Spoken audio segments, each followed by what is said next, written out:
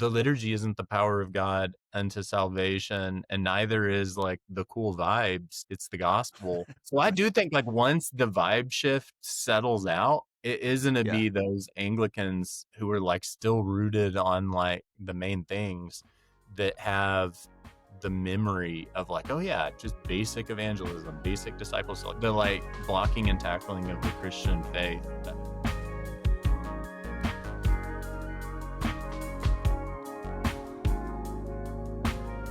All right, welcome back to the Evangelical Anglican. I am Jared Jones, and I am excited to be joined this week with Dr. Dustin Messer. Dustin is the vicar of All Saints All Saints Anglican, All Saints Dallas, All Saints Dallas. All Saints Dallas. As any good church today, dropping the denominational title. That's what the church growth gurus actually say is the best thing you can do, right? So I've heard. Well, Dustin, how are you? I'm doing well, man. How are you? I'm good. Thanks for coming on the show. Happy to talk to you. I'm very excited. So you are our actual second Anglican we've actually had on the podcast, which the people have been griping about. And just kidding, no one watches this, so it's fine. But the so you are an Anglican priest in the Diocese of Dallas? No, I'm in the Anglican Mission in America. Anglican Mission in America, the AMA. Yeah, AMIA, and I'm a watcher of yours, and I've never complained about your guest list. So I'm the watcher. I don't know where this. Okay, well, there's one of okay. There you go. It was just me complaining that we don't have any Anglicans on here. So how long have you been an Anglican for? Yeah, it's a good question. I from seminary came to a church here in town that had been in the Episcopal diocese, left and was under the Archbishop of Sydney. It was kind of a traditional 1928 prayer book church, morning prayer 3 Sundays out of the month, and then Eucharist on the last. Praise God. Yeah, it joined the PCA, but kept its prayer book structure and nature. So honestly, I don't think anything changed between being under Anglican leadership versus joining the PCA just practically on Sundays, still 20 prayer book church. And then 8 years ago, I knew I wanted to be in an Anglican context. I loved that previous church a lot. So I came here to All Saints, 8 years ago. Wow. And that was I was in church 4 years before that. So about 12 years. Okay. So did you grow up in the Presbyterian tradition, or? Yeah, I didn't grow up. I grew up in a wonderful Christian home, but probably like a lot of kids and teenagers from Christian homes, my faith waxed and waned and went through periods of taking it more and less seriously. And I met my wife my freshman year of college, and she was just a very serious Christian, but also a very normal Christian. And it was just so attractive to me, and she was attractive to me. And you will appreciate this story. She was wearing a shirt from a youth camp that said Presbyterian. I don't think I'd ever heard the word Presbyterian. And so I went home because I liked her and I wanted to find out more about her. And I got the phone book and called a Presbyterian church. Well, she was from the Orthodox Presbyterian Church, the OPC. Great people, but very hardcore Presbyterian. I didn't know all the split P differences, so I called what turned out to be like the most progressive PCUSA. And I said, I like a girl who's Presbyterian. Will you just tell me what Presbyterians believe? And the lady said, you know how if you have a goldfish and it dies, you might flush it down the toilet? And I said, yeah. And she said, we would bury it. And that's what a Presbyterian is. So I was like, all right, let's go. I can work with this. I'll be nice to goldfish. And then she said, do you know what church this girl goes to? And I told her, and there's a long pause. She said, it's a very different kind of Presbyterian. Click. Yeah. It was over at that point. But I was in kind of Presbyterian world, just really through meeting Whitney, and her parents were great people, and her dad had been a ruling elder in the OPC for a long time. And I went to Covenant Seminary, the PCA seminary before becoming Anglican. Yeah. Well, that's awesome. So you you were dating when there were phone books? Did I Yeah, catch a phone book in there? man, we've been married January 5th, it'll be 19 years. Wow. And we're approaching the time where we'll be married longer than we haven't been. Yeah, there Wow. were phone books around, and I utilized those things. I mean, 2006. I mean, I was in college in 2006. I don't remember phone. You must have been kind of a Luddite even back then. I'm from Amarillo, so I knew there were computers and phones around, but we were given like shovels and hoes and Yeah. cows to look after. We were old school. That's amazing. A couple weeks ago, I had John Hoyam, who's a Lutheran pastor, on, and I was trying to tell him about the Cheers episode where Woody Harrelson falls in love with with some girl and finds out that she's Lutheran and he's Lutheran, but then finds out that he's ELCA and she's LCMS, and it just Mm. won't work. So you kind of had that in real life. You called a Presbyterian, but the wrong kind of Presbyterian. The wrong kind of Presbyterian. They're a lot. The OPC, obviously Orthodox Presbyterian Church, but their joke is it stands for only pure church, and that the PCA stands for pretty close to acceptable. And I think that tells you about all you need to know about OPC PCA dialogue these days. So you're in a PCA church. So is that church with the 1928 prayer book? Was that your first PCA church that you were in? No, in seminary, I was at a PCA church in St. Louis, and that was great. The pastor there had kind of come to faith through InterVarsity, and actually just through InterVarsity kind of influences. Like to be a member, you would read Basic Christianity by John Stott with him in his living room. It was really Wow. He's actually, I bet he's 80 something now, that pastor. He's retired from the church, but is still on InterVarsity faculty ministry or whatever, and a really great guy. So I was at that Mm. PCA church before. Yeah. Okay. Um. So when you decided to become Anglican, I mean, what were the big things that kind of pushed you over the edge, either up or off over the cliff? I don't know. We're not sure yet if it's a good threshold or not. Yeah, I'm just kidding. that's a good question. I knew enough to know that there were different kind of streams of Anglicanism, and I was just like super.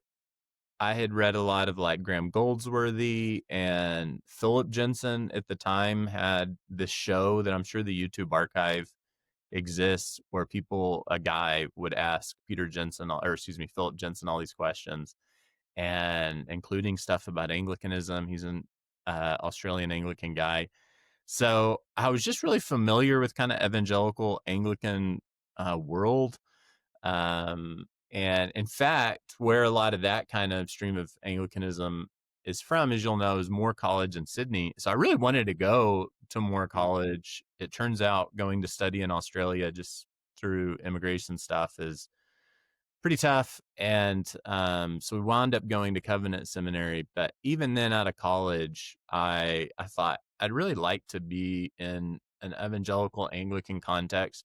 I love the PCA. I love the Presbyterian tradition a lot, but I have seen just in my personal ministry, there are times where no one means to or anything like that, but it's easy to emphasize distinctives of the faith in your catechesis and other things. Like the reason you're here at this church is because we aren't like the Lutherans, or we aren't like the Methodists or whatever. And it just seemed to me, we were talking about Charles Simeon just a minute ago before we started. Yeah. Simeon had this thing about like systems and theology are really good. They're helpful, but they're kind of like maps, and scripture is the terrain, the actual geography. Hmm. and don't be so hooked on your map that when you come across the terrain of scripture, you're not willing to revise your system. So I don't know. I just thought Hmm. it seemed to Wow. me that there was something about basic Christianity, mere Christianity, that was like, we really try to emphasize the basics of the gospel. You know, Jeff Hacker says the prayer book is justification by faith alone in form of prayer. And I really liked that. And I'm not Mm. temperamentally someone who likes emphasizing distinctives ahead of kind of what I view as the primaries of the faith. So, and I guess one other thing was, you know, if I was a layperson and just visiting churches in an area, um, I I would think like someone having the really good solid theology is just really important for me if I was attending the church. Even if their worship was more like kind of seeker sensitive or irreverent Right. or whatever.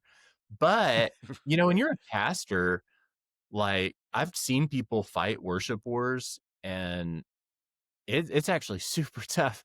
So I kind of Right. thought in seminary, I was like, you know, I could either go to a church with like on paper really good theology, but their worship is just not what I see as very biblical or in line with the tradition of the church. Or I thought at the time, like, you know, you go to a church that has justification by faith alone in form of the prayer, and I think I could teach people. That was my thinking. May have been naive, but I was like, if I'm going to be the pastor, I'll have a voice in the theology of the church.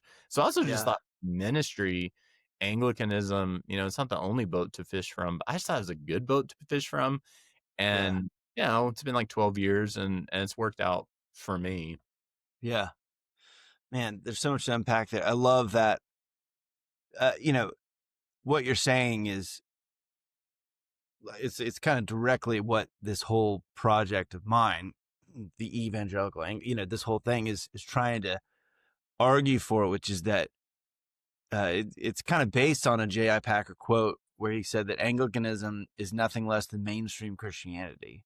Yeah. And, you know, that sense of Anglicanism should be kind of more, it's less like a thing, and Yeah. it's more of a broad, uh, simple, basic Christianity.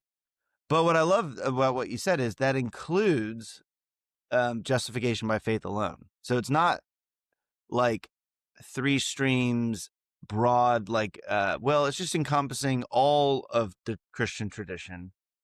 It's very distinctly Protestant, but but self-consciously broadly evangelical, right? Like it's trying to be a church that a lot of different people can be a part of.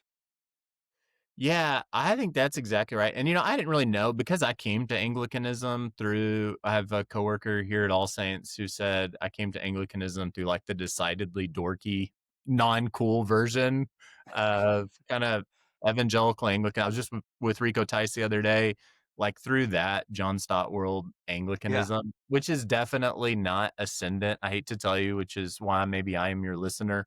Uh, and so now it's funny because if I was in seminary now, just knowing the Anglicans I know now, I still think I would be Anglican. I mean, I think it's true and Right. beautiful and good and stuff. Right. But like my calculations 15, 20 years ago, thinking about what am I denominationally, I just thought I don't want to be in a situation where I'm so emphasizing distinctives that I lose the heart of the gospel and just Right. Jesus. And but now a lot of my Anglican friends, I think, have come through more something you've written really well on. I sent an article you wrote about some of the problems of folks coming to the liturgical tradition just through James K. Smith and stuff.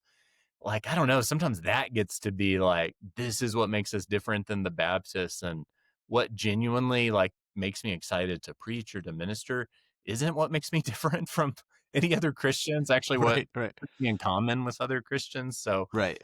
that's kind of an unhelpful thing in Anglicanism now, I think, is we tend to define ourselves against other Christians rather than against Satan.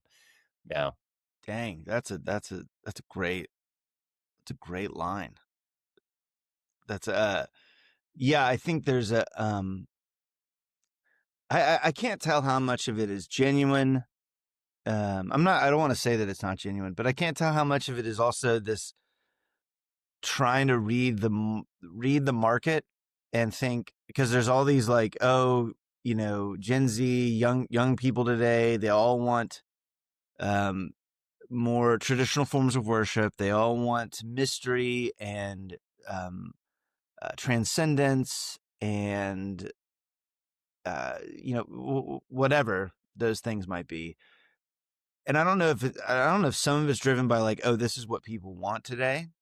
Um, I kind of question the numbers on some of those things. I mean, the Yeah. non-denoms are still doing really, really well. It's not like there is a group of people that want more of that, and they're predominantly online. So I think the online world becomes an echo chamber of like, oh, everybody wants this.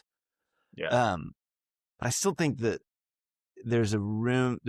So you're right. It's not ascendant right now, but I think when I look at the kind of landscape of evangelicalism and the landscape of church, I think there's room for like a more evangelical, low church, traditioned, um, but just kind of basically evangelical Anglican expression. Yeah, I totally agree. And I think, well, I have seen All Saints has experienced a lot of growth over the past 4 or 5 years. Um, I think there are certain muscles of basic Christianity, of evangelization, discipleship, that can really atrophy when a church is seeing disaffected sheep from other traditions, and they're, like, sometimes legitimately so, they're leaving, like, styles of worship and forms of Yeah. piety that just don't resonate. They're Right. leaving there and coming to the Anglican tradition, so Anglicans, in my experience, are seeing a buoy from that, and a lot of those folks who are being disaffected from non-denom world also tend to be more heady and theological, so you come into a church and you're like, "Oh, you were 100 2 years ago and you're 200 now," or whatever it is. It looks like you have a lot of evangelization going on. All these 200 people are like reading Athanasius and stuff. You must have really great catechesis and discipleship. And the Right. reality is like with a lot of people like self-selecting in, and I wonder if we have the tools or motivation, like, the liturgy isn't the power of God unto salvation, and neither is like the cool vibes. It's the gospel. So I do think like once the vibe shift settles out, it is gonna Yeah. be those Anglicans who are like still rooted on like the main things that have the memory of like, oh yeah, just basic evangelism, basic disciples, like Right. just the like blocking and tackling of the Christian faith. But who knows like when this will all settle out? Because I do think Right. there is a real thing happening of folks leaving kind of rootless church traditions. Right. Yeah, and I think another part of the problem is we a lot of the way that we're thinking through things is more about marketing and branding. If we can get people to fall in love with a brand, then they'll go to our church. Um, when it's really like, no, church is still fundamentally about connection and relationships. Yeah. And the thing that's going to get people to stay at your church is not because you've walked the line of like, oh, I found the perfect Anglican expression. It's that they feel loved, Yeah. they feel safe, they feel supported.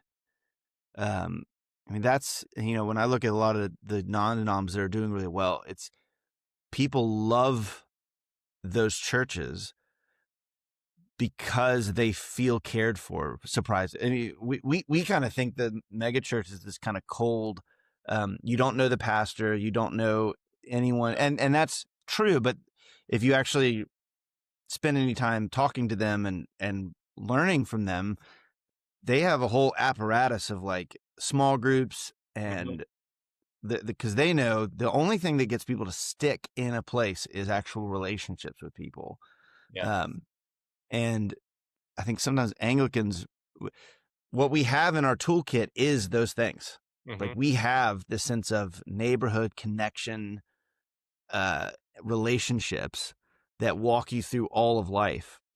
Um, but we kind of leave those clubs behind, and we Yeah. try to grab these other weird clubs and go, no, it's actually the mystery of the transcendent worship experience. It's really going to grab people. It's like that might grab people for a week or two, but it's not going to grab people for their to live their life like Oh with yeah. you. Yeah, totally. I think that, one of the problems that I went to a good seminary and I teach at a seminary. I have a lot of love for seminaries, but sometimes wonder if part of the problem is like if a lot of your preaching as a seminarian, you're getting ready to go out and be a pastor, if a lot of the sermons you hear are like at conferences or seminary chapels, those sermons are directed towards the church or evangelicalism or some like amorphous thing out there. And it Right. isn't like to actual people. It's always when I teach anything related to preaching, if I'm evaluating sermons, which is in the classroom, it's always awkward, but I always think, like that sermon could have been preached in Toledo or Mexico City. Like Right. there's nothing like there was no one in front of you, like a particular person who's like cranky and just had a spat with their husband or whatever. Right. And I do think we generally need to learn how to do ministry on a human scale to actual people, the vibes and the stuff that's happening online or whatever. Like that stuff will probably pass away eventually. Right. And once that fire comes, what's going to be left is what's built out of steel. And that is like, and it's stuff the prayer book gives us. I always think discipleship Right. isn't so linear of like A to Z. It's like spiritual health. It's cyclical. Like, are you availing yourselves of the means of grace? Are you like having a life of prayer? These are like such basic things. We have the toolkit for it. Right. Um, Right. really have to learn how to utilize it. I mean, do you feel any as a vicar, like, do you feel any need? Maybe "need's" the wrong word, but do you feel any compulsion to speak to um, larger denominational trends that are outside your parish to your parish when you're preaching, or do you kind of try to keep it focused on your, them?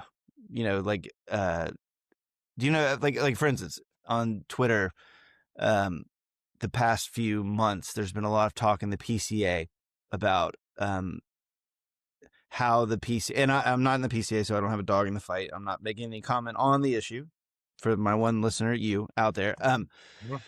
But there's this big talk of the PCA's position on women in leadership and how that's being reflected in the denomination, whether denomination places in the denomination are kind of playing fast and loose with it, or if they're, all of that.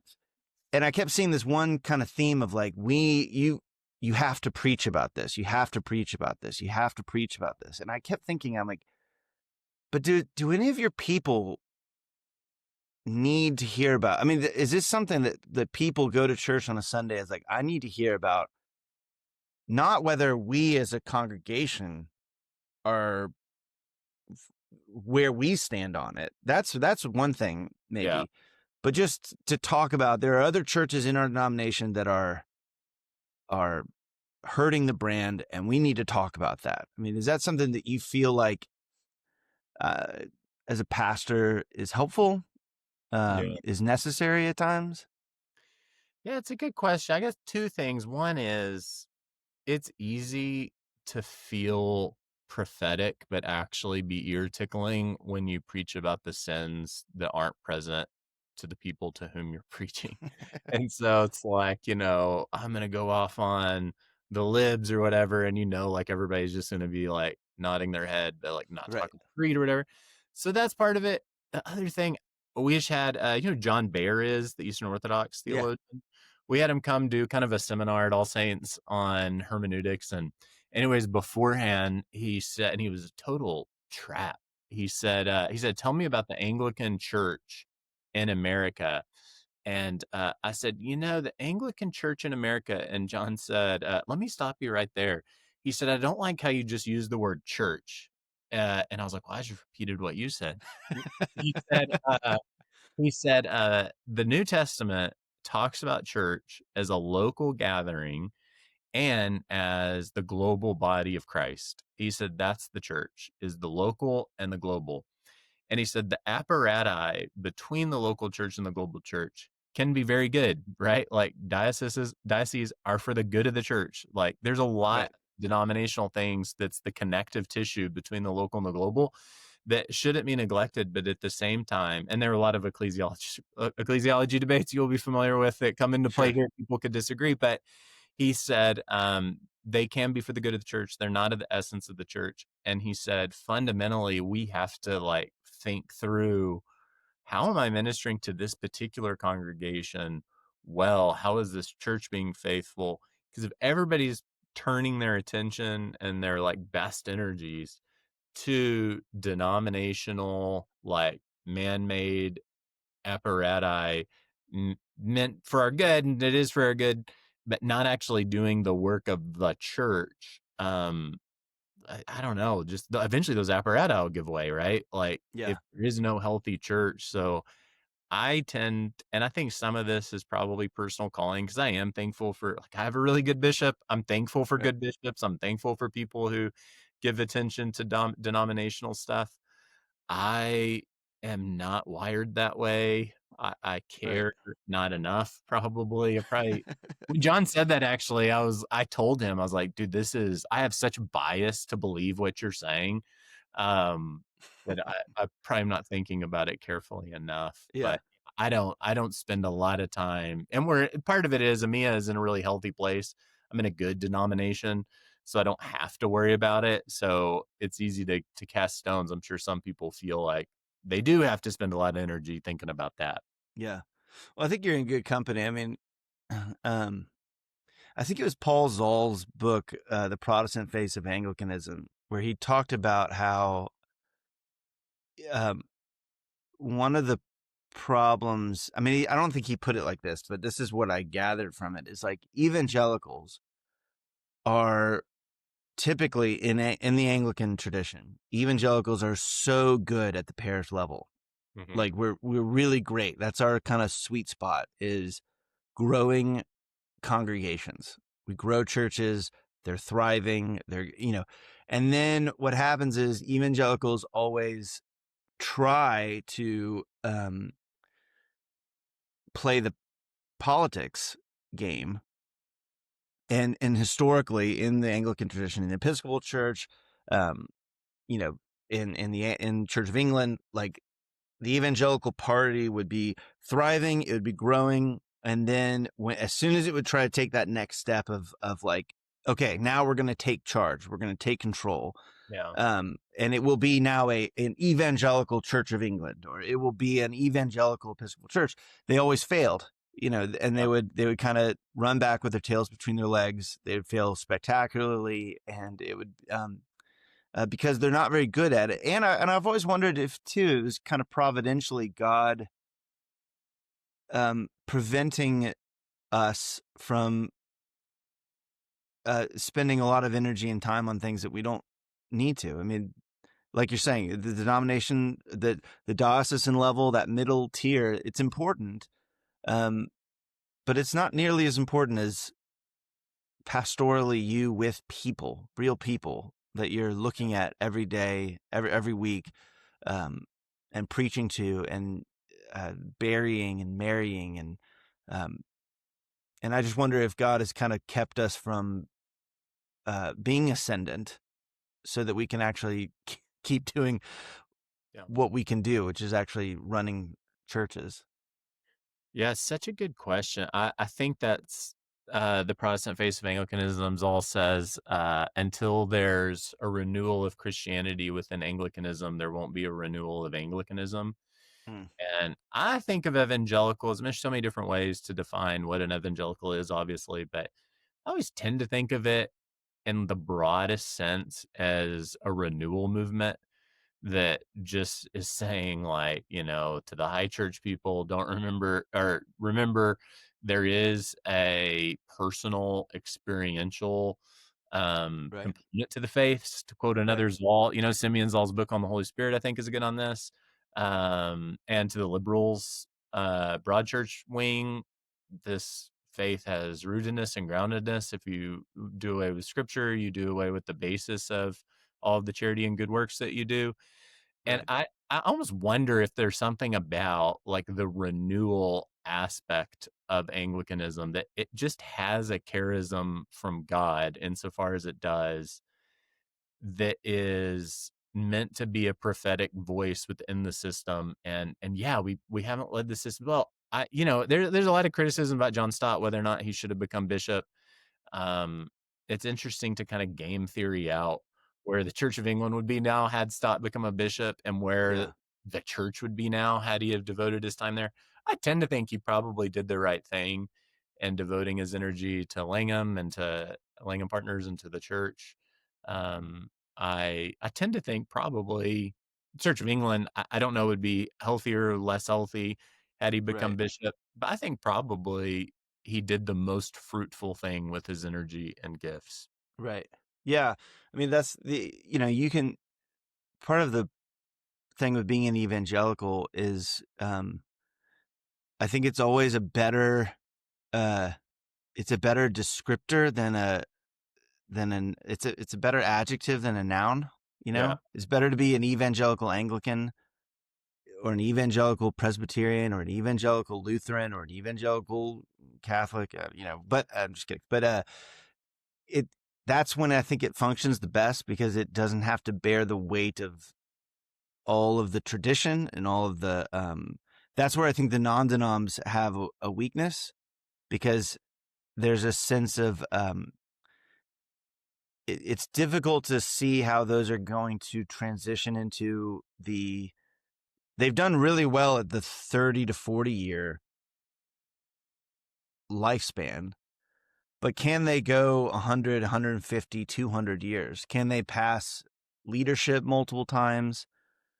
Like we're not even out of like the first generation of I mean, we're close, but like, um, we really don't know if that transition from founding charismatic leaders who create the Rick Warrens, well, Bill Hybels is a whole nother thing, but how that handoff is going to go, and if the growth will still be there, and how they maintain that growth over generations, Yeah. um, where mm, you know an actual tradition helps to codify and protect that growth if it's done right. If it can also kill the growth, um, but that's the beauty of like you're saying, like evangelical as a renewal movement. I haven't really thought about it like that, but I really like that, because it's more of like a leaven that just gets in everything Yeah. and allows these traditions to go to their fullest expression, and their um, so it kind of creates this uniformity and diversity, where it's like it's not like all evangelical churches are going to worship the same, um, but an evangelical could worship at all evangelical churches Yeah. and feel like, yeah, this is a little different, but I'm home here. Yeah. A couple differences here and there, but in general, I could go here or the Lutheran church, and we can we're on the same team. Yeah, totally. And there's nothing new under the sun. Probably our mutual friend Miles Smith, if he was here, he's a great critic of evangelicalism. Yeah, Uh, and he would point out that in the First Great Awakening, you had sort of the old school folks who were more negative about the awakening, and for good reason. Like if you go into someone else's church and preach a sermon on the dangers of an unconverted ministry, and like kind of being like, this guy isn't on board with what we're doing, he's probably not even Christian, and then you dip the next day, like it's kind of a jerk move. But so like there and I think like there probably if you is. ever ask me to preach at your church, I know exactly what I'm going to preach on. So We would welcome it. But and then like there's burned over districts. Like once you have this great evangelical fervor, it's all kind of excitement, it's all fire. and no fireplace, and a lot of people get burned. So I kind of get it. I think in life, everything is in moderation, and Right. there's really important, like, having a tradition that's like a fireplace, but also having the whatever you call it, evangelicalism is just kind of renewal movement of like this is also a personal experiential based thing. That's the fire that goes in the fireplace, and you can feel when you go to churches and they're all fireplace, or it's all fire and no fireplace, and Mm. everybody winds up getting burned. So I think these things kind of need each other. And the truth is, the church, since the Protestant Reformation, but you can also see renewal movements in the Catholic Church that are somewhat similar to this. Like, this has been a constant back and forth, and you can go too far one way or the other, I think. Yeah. Yeah. Yeah. No, I appreciate Miles. I think one of the things I appreciate about him is he seems to critique evangelicalism from within. I'm not saying he would call himself an evangelical. I don't know what he would call himself, but he has an appreciation for it. It's not all critique, like it's like a critique out of love. Yeah. That's how it feels to me. And I definitely think there's a lot of uh, critiques that are true and applicable. So you mentioned that at All Saints, you guys are experiencing a lot of growth. I mean, what's if you were to put any kind of general theme behind it? I mean, what's at the root of a lot of your growth as a church? It's a good question. We're a downtown church, so I do think there's kind of a young adult urban kind of vibe. So we've seen a lot of growth with young adults. My fear is always that we're simply like sheep swapping and just growing through in that way. Right, But right. the truth is, no joke, there's a lady who's been coming for probably 3 weeks now on Sundays, she's in her 60s, I would guess. This is the first church she's ever been at, and Mm. she literally said that she had been praying and she'd been reading her Bible for the first time. And she said, I Googled good book about Christianity, and I got Mere Christianity. She said, do you think that's good? And I was like, algorithms so rarely serve us well. This is a case where the algorithms were on point. So like it's amazing the growth that we've had. I don't think is totally explicable just by kind of trends and sociology and things like that. Like, we're seeing people come to faith, and I think they're been burned by kind of expressive individualism and just like go find yourself out in the world, and they've realized it's to lose yourself is to find yourself. So they find Mm. themselves at a church where they hear the good news that there's a God who made them and loves them, and in Jesus they can know this God, and in the Spirit they can receive this God, and it's just they find it as good news, which is what it is. So yeah, it's really exciting. I do think some of it probably is people getting burned by other churches, and coming to Anglicanism and thinking that it's kind of pure as the fresh snow because you know it's Right. not the tradition they're from. And then you come into Anglicanism and it turns out like we're made up of the same crooked timber as everybody else. But yeah. Right. Right.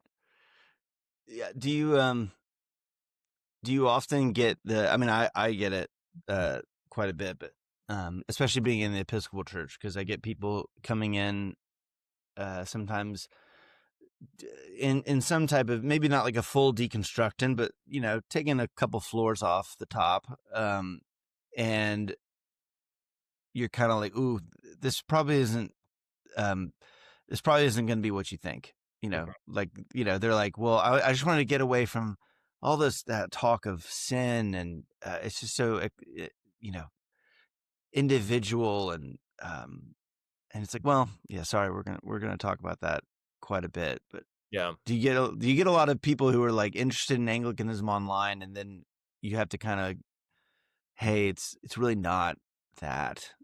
Yeah. It's funny. I was going to do a membership class and I was talking to someone right before I was going to do the session on kind of Anglican history. And they said, the reason I'm here is because the Baptists are all Christian nationalists. And I just like that Anglicanism has this clear line between church and state. And I'm about to like talk about King Henry. And I was like, oh no, this is not going to go well. Right, right. All of a sudden, Zadok the prophet starts playing, and they're crowning the king, and you're like, well, maybe not the clearest line, but Yeah, I'm not clear. It's blurry. And then the Anabaptists are somehow like lumped anyway. Yeah, there are folks who Anglicanism is a wax nose. And man, it's the danger, like, because I do think you can kind of coast on those fumes and just be like, yeah, we're not the Baptists, we're not the Presbyterians, we're not all these other yeah, people. And then you get folks in and they're very firmly clear on what you're not, but you haven't actually done the catechetical teaching of like, here's what we are, and it's right.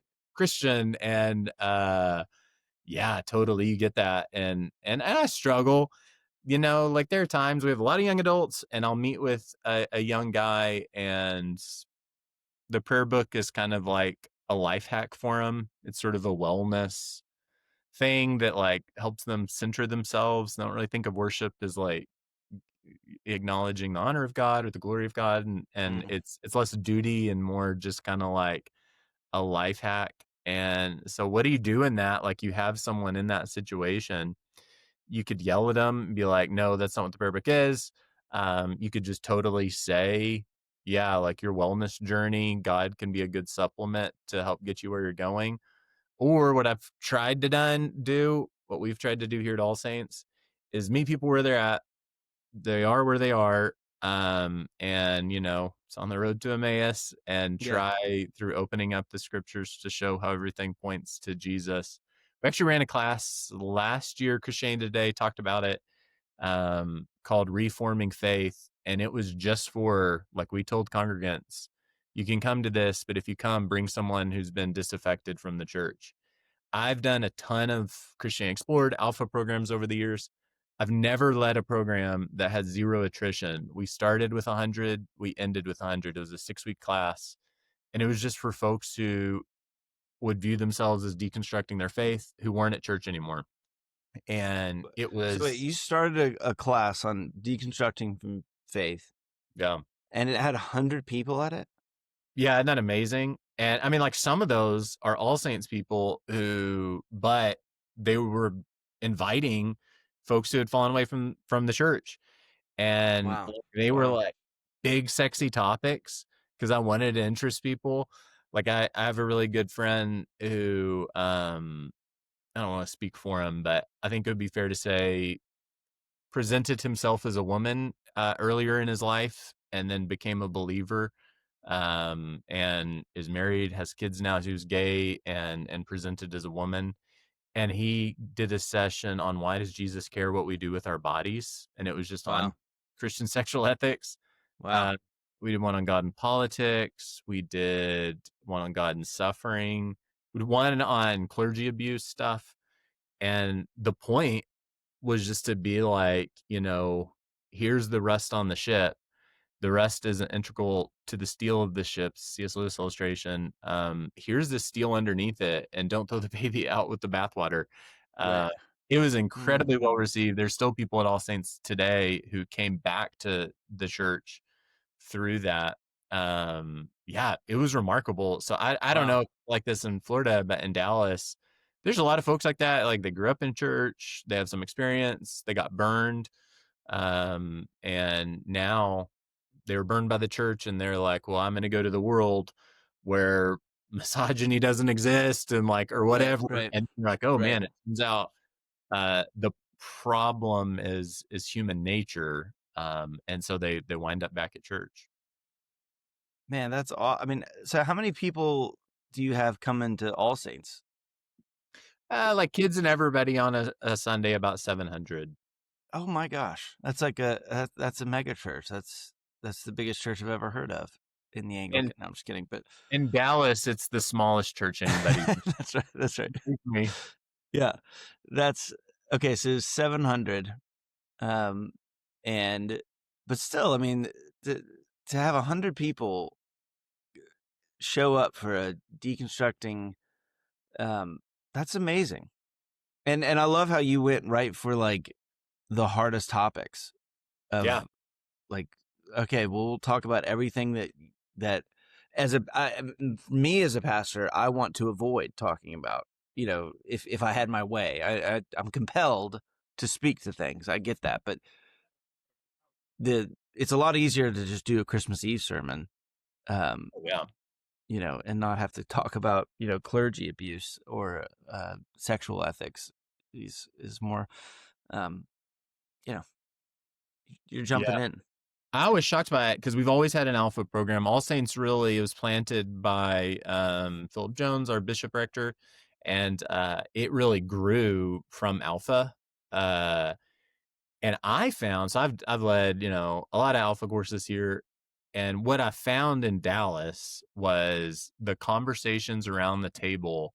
Like we would have just watched a video on like why do we pray or is the Bible true or whatever, and then everybody was talking at the table about like if God is good, why does he leave these corrupt shepherds over his sheep? And like they weren't talking about the things Yeah, addressed in the videos. In yeah, Dallas, that's probably not the case in other cities. So I imagined I was like, what if we had a session that started with the questions of the people and then the content was like directly around these. So I asked a bunch of our Alpha folks, what are the 6 questions that come up most often around Alpha tables? And then we just took those 6 sessions and it was amazing. I really thought it'd be 25 people because our Alpha is usually like we just finished our fall Alpha and we had like 70 maybe folks in it.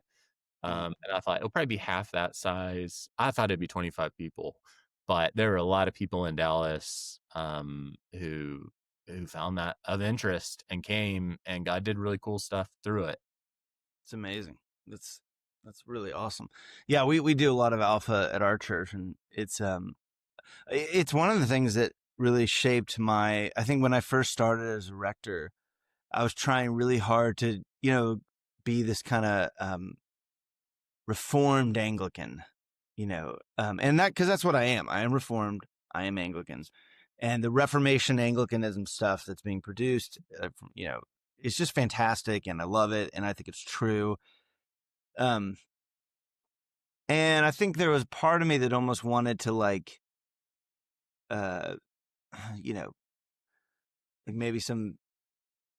I remember, I think it's Gray Satanta has talked about repristination of Mhm. like trying to take a culture, trying to take and just recreate it as is, and um, I think Reformation Anglicanism, you can be trying to like, let's pretend it's 1662 again, and let's Yeah. just go to that.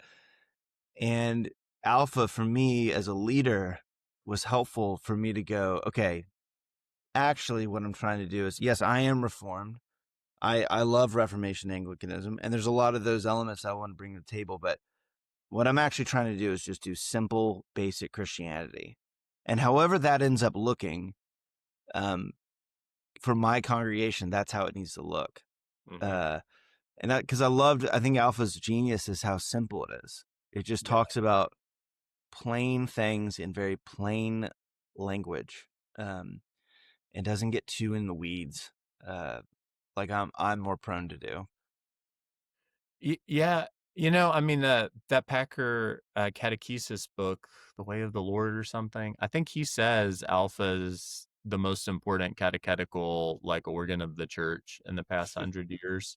That may be slightly overstated, but I don't know. It is Right. very, very effective. Like it's wild, and it is so simple. I said I was with Rico Tice, who developed the Christian Explored curriculum. I've done that. That's great also. At the end of the day, like, it is just a tool, and the magic of Alpha or Christianity Explored is table discussion, the hospitality Yeah. of like giving your congregants the nerve to invite someone to a Christian Right. thing where Christian stuff's talked about. Yeah. Yeah. And the relationships that form, I think, you Yeah. know, the we had an Alpha group that just ended a couple weeks ago, and we had this one table of pretty young people. One person was kind of coming back to church for the first time in a while, and I just heard through the grapevine. I was talking to somebody else at their table. It's like, oh yeah, we're gonna keep meeting, and we're reading Tim Keller's Reason for God, and we're just kind of, and I love it because it's nothing official. It's nothing. It's not like we have a small group Yeah. ministry or something. It's just an organic thing that happened because of the relationships that were formed, and they just like each other and they want to keep hanging out with each other. And I'm like, Yeah. oh, that's perfect. Yeah. Oh, it's the best. I'm in a table 6 reunion group. We meet like twice a year, and I don't know how many years ago it was from this alpha, but our table just has these reunions. They're wild, and I Yeah. love it. I mean, it is just friendship. So much of it is just kind of like, I think one of the great things about alpha for people who already are Christian, because we tell everybody before they do a small group to try to go on an alpha, it also kind of teaches people who maybe are a bit socially awkward or monopolize time in small group situations, whatever. Like, here are kind of the basic rules of like being a good friend, being a good listener, Right. beating people over the head. A lot of our young people, especially, coming out of COVID, maybe didn't have those relational kind of refining Right. conversations in high Right. school. It's really helpful. Yeah. Oh, that's amazing. So, Dustin, when you look at the broader, I mean, one of the questions that we ask a lot on this show is, as you look at the broader evangelical world, um, two questions. One, what is it um, from that world that you would want to bring with you into Anglicanism, or that you do bring with you into Anglicanism? And two, what is it that you think Anglicanism could offer the kind of broader evangelical world? It's a good question. I guess I'll start with what Anglicanism could offer, a healthy Anglicanism could offer to the world. So I was a chaplain at a school several years ago, and I had a student who was very Reformed Baptist. And same as Andrew, really great kid. His parents were very Reformed Baptist. And anyways, one day he came to me and he said, I'm dating this girl and my parents are mad and I need you to talk to my parents for me. And he said, she's Mormon. And he said, I'm telling, and so my parents say she isn't Christian. And he said, but I'm telling you, I asked her questions about God's sovereignty and election, providence, like she believes all that stuff. We just disagree on the Trinity. So like that shouldn't be that big of a deal. Also, And she's really attractive. yeah, I think that's what it came down to. Right. We should anyway. But I do think like there's a danger in when you so emphasize the distinctives, your kids are going to be like, okay, what God's sovereignty and election and stuff, like that's the center. And then the Trinity becomes the periphery. And so I think Hmm. Anglicanism, and it's both this healthy expression, can offer to the church that. I think too, I don't think discipleship is linear. We have a lot of folks who come from Bible churches who come to All Saints and are like, okay, I've read through the Book of Common Prayer. What's next? Like, what's B and C and Right. D? And the reality is, like, you can't go to the gym for all day, every day for 6 days and then take 6 weeks off because you like lumped all of your exercise up, or like eat all veggies one day and then all meat the next day. Like life is just way more cyclical. And so I think that our way of worship with morning and evening prayer, especially, is helpful. I think what we could take from the broader evangelical church, it's a good question. Probably, I think right now, at least the circles I'm in, we've probably atrophied some in evangelistic zeal and just Mm. like trying to reach non-believers. Partly is the things we've talked about. We haven't felt that we've needed to, or we thought that we have because disaffected sheep are coming in. But just like again, to bring Rico Tice up again, like Rico is always saying, remember the person you're sitting next to on the bus is an eternal soul who will live eternally with or without God. And Yeah. like, that's easy for me to forget, and I'm Yeah, paid to do absolutely. this. So Right. yeah, I think what we could take. Yeah, I think people, again, they knock the evangelical like mega churches for and look, there's plenty of things to knock them about. But sometimes they get characterized as theologically weak. And that's true in the sense of a lot of times, their approach to ministry is not necessarily formed by a theology. It's more practical.